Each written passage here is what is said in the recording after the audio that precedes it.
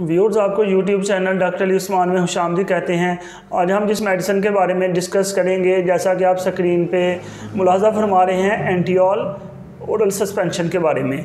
एंटियोल के अंदर जो एक्टिव इंग्रेडिएंट मौजूद होता है, यानी कि जिसने हमारी बॉडी के अंदर जाके फंक्शन परफॉर्म करना होता है, जिसको हम फार्माकोलॉजिकल एक्टिव ड्रग बोलते हैं, वो है लोरेटिडीन। जबकि एंटियोल इसका ब्रांड है, इसको बनाने वाली जो कंपनी है वो सामी है। ये हमारी बॉडी के अंदर जो एलर्जिक कंडीशंस पैदा होती हैं उन्हें स्टॉप करवाने के लिए एंटियोल सिरप का इस्तेमाल करवाया जाता है।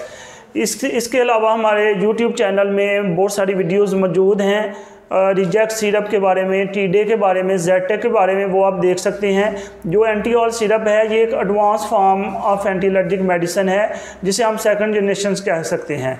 इसमें ये होता है कि पेशेंट अगर इसको यूज़ करे तो उसे गनूदगी नहीं होती। इसकी डोज के हवाले से अगर हम बात करें तो ऐसे बच्चे जो कि 12 साल से बड़े हैं उन्हें आप 2 चाय के चम्मच इस्तेमाल करवा सकते हैं दिन में सिर्फ 1 दफ़ा।